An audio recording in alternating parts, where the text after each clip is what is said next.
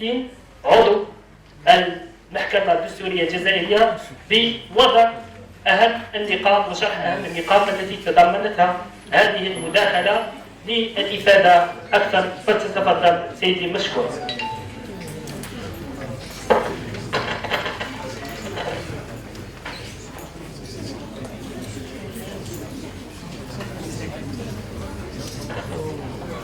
السلام عليكم. قبل منحكم الفرصة للتدخل وطرح أسئلتكم أود ولو بإيجاز أن أعرض خلاصة محاضرة رئيس المحكمة الدستورية البرتغالية، ولا مانع من أن نجري بعض مقارنات بسيطة بين محكمتنا والمحكمة البرتغالية. أولا، في البرتغال كل القضاة مهما كانت مستوياتهم ودرجاتهم في الهرم القضاء هم قضاة أيضا دستوريين، بمعنى أنهم يستطيعون الفصل في القضايا الدستورية القضاة العاديين. هذا على عكس المحكمة الدستورية في الجزائر التي هي المختصة الوحيدة والتي لا ينافسها أحد في بدء موضوع دستوري أو مطابقة التشريعات للدستور. الموضوع الذي عرضه رئيس المحكمة البرتغالية هو موضوع تقني بامتياز دقيق جدا، تعرض إلى مرحلة وعويصة مرت بها كل دول العالم. بينما الفرق بين التجربة التي عرضها البروفيسور هي كانت عبر 40 قضية أثيرت أمام المحكمة البرتغالية تتعلق بالتضييق على الحريات في زمن وباء الكوفيد. طيب، الجزائر لم يسجل أي قضية ولو عن طريق الدفع بعدم الدستوري تقوم على تضييق الحريات، وكلكم كنتم عرضة كل أيام الكوفيد إلى تضييق في الحرية الشخصية، في التنقل، في الاحتفال، الحرية مثلا حتى في تشريع الجنائز، حيث أصبحت المسألة مسألة إدارية بحتة، ونحن لنا جريدير طقوسنا. وأيضا البرتغاليين أغلقت عندهم الكنائس كما أغلقت عندنا المساجد. إذا هذه التضييقات وإن كانت عرفت البرتغال وتعتبر البرتغال الآن نموذج في العالم في التصدي لأحكام قضائية دستورية في هذه النقطة بالذات. دول أخرى توبع فيها المسؤولون عن الصحة العمومية جنائيا على مستوى المحاكم العادية، والمثال على ذلك فرنسا. احنا ما عرفناش هذا النوع من من من من من من القضايا، اعتقد لسبب جوهري ينبغي التنويه له. يعني ما شفناش مواطن جزائري اشتكى بسبب مضايقته في حقوقه، لأن الهدف الأسمى كان هو حماية الدولة لصحة المواطنين، ولم يكن من الناحية الدستورية التطرع في المادة 60 لوجودها في الدستور أن الدولة مسؤولة عن حماية المواطنين من أجل مطالبتها مثلا بالتعويض لأنها خرقت هذا المبدأ الدستوري. لا، أعتقد أن الشعب الجزائري تفهم الوضع، وربما دون علم قرأ المادة 34 من الدستور التي تجيب تضييق الحريات والحقوق لأسباب قاهرة. إذا هذا هو الموضوع، وهذه مقاربة نوعا ما فيها بعض مقارنة بين النظام البرتغالي والنظام الجزائري. ربما لديكم أسئلة فتفضل. إذا نفتح باب النقاش، من يريد أن يطرح السؤال هناك الميكروفون فيتفضل. بسم الله الرحمن الرحيم. معكم مستشار الدبلوماسية العالمية وعضو مجلس إدارة. أريد أن أطرح سؤال: ما الفرق بين العدالة بين الدستور البرتغالي والدستور الجزائري، وكيف يمكن للعدالة البرتغالية تفيد في القضايا الأجنبية؟ Bonjour, soyez le bienvenu. Donc, je me présente, je suis Dr Hamabouche, je suis enseignante de civilisation américaine, histoire et politique, et je suis directrice du cours américain. J'ai une question par rapport. So, I would like probably to express myself in English much better, since I teach American politics and the American Constitution. So you mentioned earlier checks and balances being inherited actually from the American government and adopted by the Portuguese government.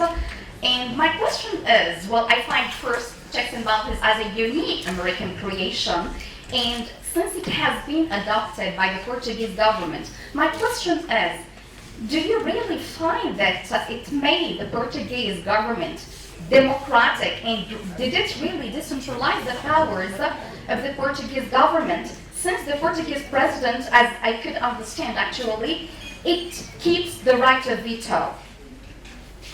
And the other question about the Magna Carta. So the Magna Carta, you mentioned the Magna Carta. I did not really get a point, but did the Portuguese government, or does the Portuguese government even adopt the Magna Carta in its system of government? I have talked about the Magna Carta. I was not talking about the Magna Carta of 1215, the Magna Carta, the English Magna Carta. I was talking about the Déclaration des droits de l'homme du citoyen, la grande, the Bill of Rights of the French National Assembly of the French Revolution. This Magna Carta, I called her because it's the most important document of the liberal order, and it's of the French National Assembly, and it's of 26 August 1789. Okay. I was not talking about the Magna Carta. Yeah, because Magna Carta is from 1215. Indeed. From the King John without one. Yes. The brother of Richard the Lionheart. Yeah. Yeah, it makes sense. Yeah. So thank you. That's my question. Thank you. Thank you. Thank you for your question. Any other question? Est-ce qu'il y a une autre question? Oui, monsieur سيد ربحي وهو أستاذ قانون إداري بكلية الحقوق وكان موظفا بالولاية السابقة. تفضل أستاذ. شكرا أستاذ العميد بولود، نرحب بحضور الكريم. شكرا للعميد، أيضا نرحب بالحضور الكريم. السؤال تاعي هو يتعلق بالارتيكل 138 de la Constitution portugaise, qui ne définit pas clairement l'état d'urgence. 138. Il ne permet pas à la Cour constitutionnelle de vérifier si les conditions justifiant la déclaration de l'état d'urgence sont réunies. Quel est votre avis? Je n'ai pas compris la question. Vous avez parlé de l'article 138 de la Constitution portugaise, promulguée en, je crois, 2005. Article 138. La définition de l'état d'urgence ou d'état d'exception, est-ce qu'elle est bien claire ou non? Ce n'est pas clair, à mon avis. Cet article n'est pas sur l'état d'urgence. L'article qui fait du stade d'urgence J'ai la question. L'article qui parle qui statue sur le stade d'émergence, sur le stade d'urgence, c'est l'article 19 de la Constitution portugaise. 19. Si on voulait la question, est-ce la définition de l'état d'urgence est bien claire et bien définie? L'état d'urgence elle-même, dans la Constitution, elle est bien définie, bien déterminée. Selon vous, bien sûr. Merci. Deuxième question, s'il vous plaît. Monsieur Joseph, d'après votre conférence, vous avez parlé uniquement des prérogatives postérieures, c'est-à-dire après la déclaration des mesures exceptionnelles. Mais vous n'avez pas parlé ou expliqué les principes prérogatives attribués à la Cour constitutionnelle portugaise avant la déclaration des mesures exceptionnelles. Les mesures exceptionnelles avant l'instauration des mesures exceptionnelles. Le sujet de mon conférence était seulement l'état d'émergence. Mais C'est une question plus cruciale parce qu'il y a le conflit entre les libertés individuelles et le droit fondamental de toute la communauté à la santé. Alors, les principes sont là pour toutes les situations. Ce que la Cour a dit est que ça c'est le plus important. Si vous avez compris bien, ça c'est le plus important est que la Cour constitutionnelle a clairement dit que l'état d'émergence ne peut pas affecter la séparation et la répartition de pouvoir. Il doit garantir la primauté de la compétence politico-législative du Parlement. Le Parlement est l'organe principal de notre système et je parlerai à propos de ça, à propos d'une question qui m'en a posée antérieurement. Donc, vous avez des autres questions? Thank you. Bien sûr, j'ai une troisième question. Et la suivante, c'est en 2019, Covid-19, et en 2024, la catastrophe économique, coupure d'électricité. Les autorités publiques portugaises ont déclaré l'état d'urgence sans l'avis a posteriori de la Cour constitutionnelle. Pourquoi? En 2024 et en 2019, l'état d'urgence a été déclaré et instauré.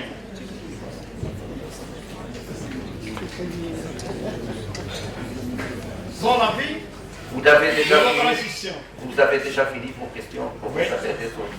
Oui, c'est tout.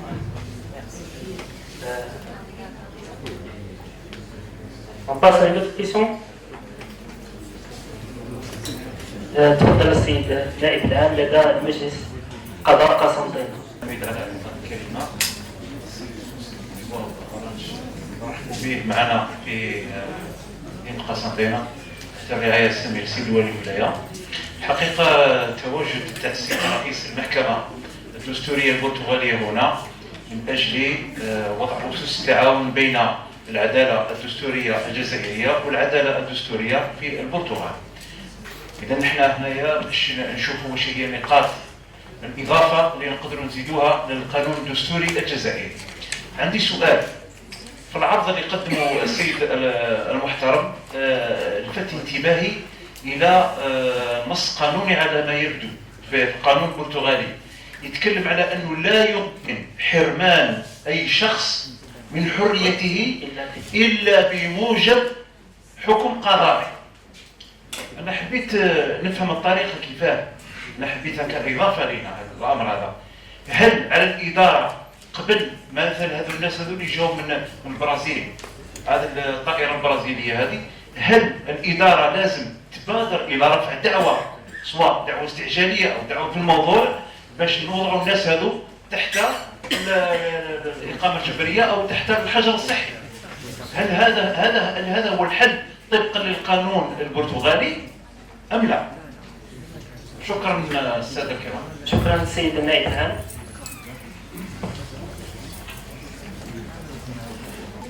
Vous avez posé une question sur la comparaison entre la constitution algérienne et la constitution portugaise. Il il y a ici des personnes beaucoup plus capables de parler sur la constitution algérienne. Je ne peux pas me prononcer sur la constitution algérienne, je la connais en général, mais je n'ai pas l'approfondissement de la connaissance sur une constitution d'autres pays. Et naturellement, ça, c'est un problème des juristes, des interprètes et des applicateurs du droit algérien, pas moi. Alors, je n'ai l'approfondissement de la connaissance. Il y a ici beaucoup de professeurs et de magistrats qui savent parler mieux sur la constitution algérienne. La seule chose sur la constitution portugaise, je peux dire, je pense que les principes généraux, les principes fondamentaux de la constitution ne seront pas tellement différents. Naturellement, les principes sont toujours les mêmes dans les États démocratiques. Ce sont le principe de la dignité de la personne humaine et de la volonté populaire. Alors, les principes qui consacrent les droits fondamentaux des citoyens, la liberté, la démocratie, la séparation de pouvoir, c'est pourquoi je dis que ce thème était si important.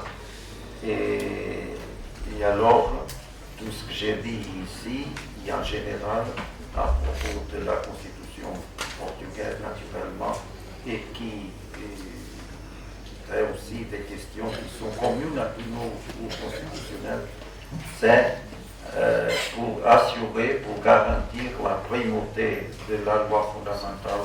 Ça, c'est très important. C'est une question que j'ai déjà abordée, qui la Constitution est le pacte d'une communauté que doit prévaloir indépendamment des moments ponctuels, des moments occasionnels et des majorités occasionnelles et ponctuelles. Et alors, c'est pourquoi il y a des règles pour sa révision, tout ça. Bon, je ne vais pas développer parce que la question était sur la comparaison, mais je suis sûr, je pense que comme dans les États démocratiques et dans les tests constitutionnels démocratiques, naturellement, les principes fondamentaux seront les mêmes que j'ai déjà rapportés. À propos de la question d'un professeur d'histoire politique américaine.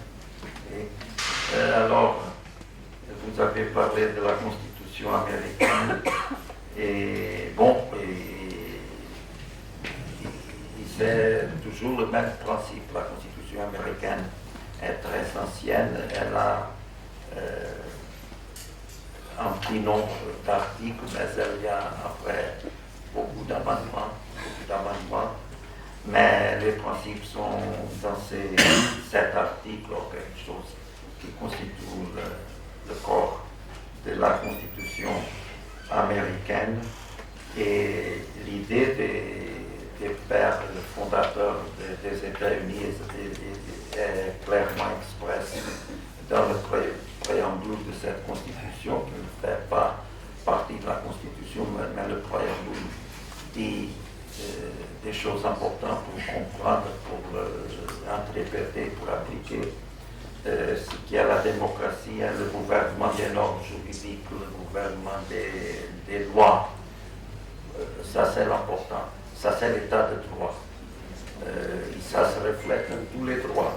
Dans tous les droits, j'ai parlé précisément sur la prévisibilité de la loi criminelle. Il ne peut pas avoir des crimes, il ne peut pas avoir des sanctions sans qu'elles soient préalablement prévues dans la loi. Bon, ce que j'ai parlé de l'influence de la Constitution nord-américaine et de la Constitution républicaine brésilienne de 1891, c'était après la fin de l'Empire brésilien et l'avènement de la République brésilienne, de la première République brésilienne qui a été instaurée en 1889 et la Constitution est de 1891. Cette Constitution brésilienne prévoyait précisément le contrôle judiciaire diffus de la constitutionnalité des normes juridiques des lois. C'est pourquoi j'ai parlé, parce que un accord en conformité avec la Constitution américaine et avec cette Constitution républicaine brésilienne de 1891.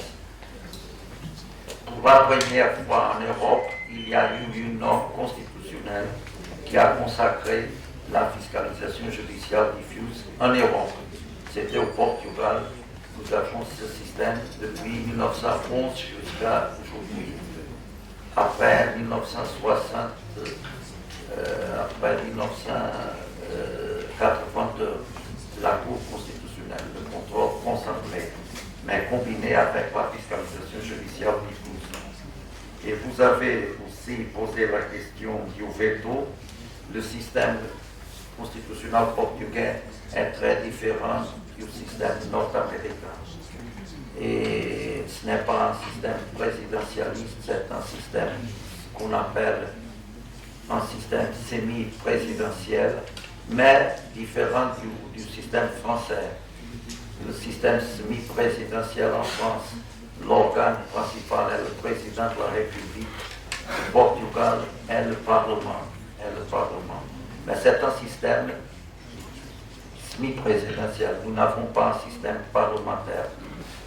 Portugal a expressément choisi un autre système parce que nous avions l'expérience de la première République portugaise. Avant la dictature de 26, nous avons eu la première République portugaise 16 ans, entre 1910 et 1926. 16 ans, et dans ces 16 ans, nous avons eu 45 gouvernements, presque 3 à chaque année, et nous avons eu 11 présidents de la République. Les présidents de la République étaient élus par le Parlement, et seulement un de ces 11 présidents de la République ont accompli leur mandat, son mandat. C'était le président Antonio José Almeida. Il a accompli ses mandats, c'était une exception. Les autres n'ont pas accompli, même le nom que vous connaissez, le président Manuel Teixeira Gomes, qui est venu vivre en Algérie. Il n'a pas accompli son mandat. Seulement Antonio José Almeida, qui était un médecin, il a accompli son mandat, c'était le seul. Alors, il y avait beaucoup d'instabilité. Vous connaissez le normal des systèmes parlementaires durs, comme en Italie, il y a toujours beaucoup de gouvernements. Et Portugal a voulu empêcher ça, mais sans avoir un système présidentialiste. Alors, l'organe principal, c'est le Parlement, c'est l'organe politique législatif par excellence, a des compétences exclusives pour législer. Quelques de ces compétences peuvent être déléguées au gouvernement, mais selon ce qui est défini par le Parlement dans la loi d'autorisation législative. Et le problème, et ça vient, pourquoi n'est pas un régime présidentiel? Le président de la République est élu d'une façon directe par le Parlement, d'une façon directe, alors il a une légitimité propre et il peut dissoudre le Parlement. En certaines occasions, il peut dissoudre le Parlement. Le gouvernement au Portugal répond seulement devant le Parlement. Alors, le Parlement est l'organe le plus important parce que ce sont les partis politiques qui sont essentiels à la démocratie et tous les organes doivent avoir une légitimité démocratique. C'est pourquoi aussi pour la Cour constitutionnelle. Les juges de la Cour constitutionnelle, nous sommes élus par 2 tiers du Parlement. 2 tiers du Parlement pour assurer une majorité ample, pas d'un parti. Au moins les deux plus grands partis du Portugal doivent participer dans cette élection. Alors 2 tiers. Bon, et je pense que sur le veto, le président de la République peut voter, s'il n'est pas d'accord avec une loi qui vient du Parlement ou du gouvernement, il peut la voter, faire le veto, mais c'est le veto politique. Il s'assède facilement si on passait par le Parlement.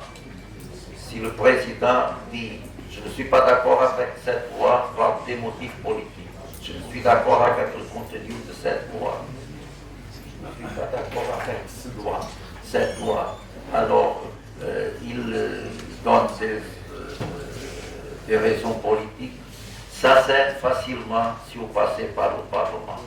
La loi, elle vient au Parlement et le Parlement, avec une majorité absolue, pas peut-être absolue, surpasse le veto du président. Ça c'est encore le principe qui est l'organe législatif principal et le Parlement.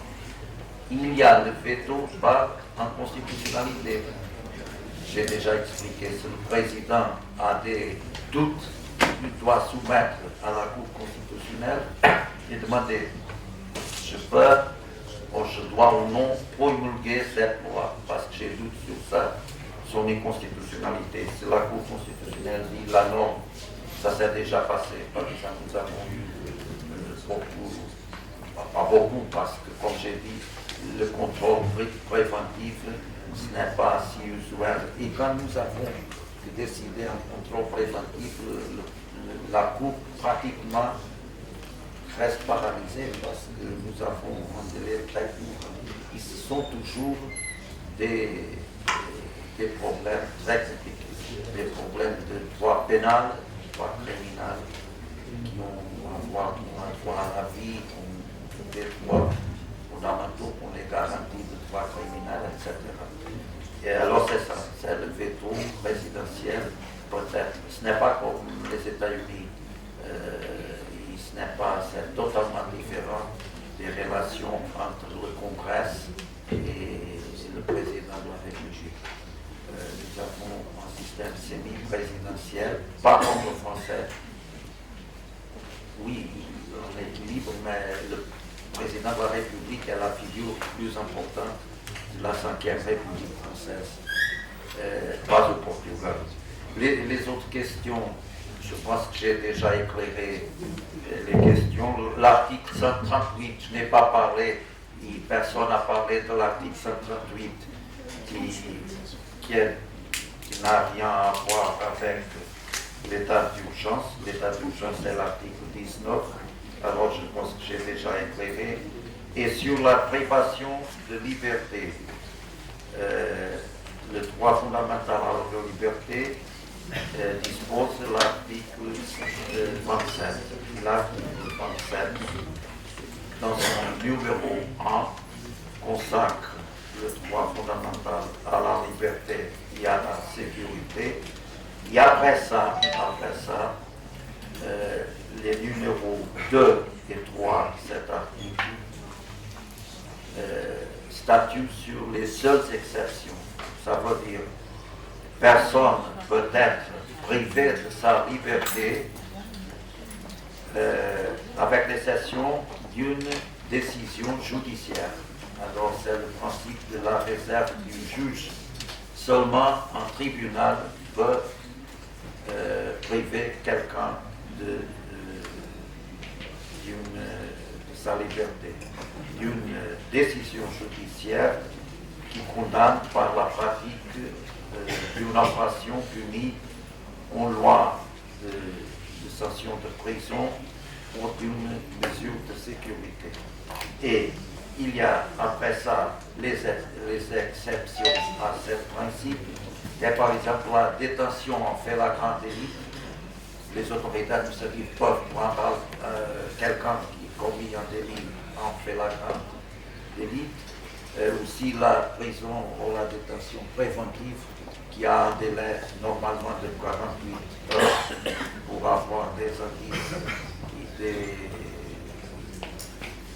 des situations qui font l'évidence du crime et tout ça. Bon, les exceptions sont dans l'article 27, 2 et 3. Mais le 2, le principe là sert du juge. Alors, toujours en face d'une décision judiciaire. Sans une décision judiciaire, personne ne peut être arrêté. Je pense que j'ai répondu à toutes les questions. Une dernière question que j'essaie de poser moi-même.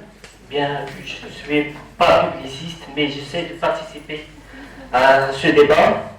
Ma question est simple et directe. Et la suivante.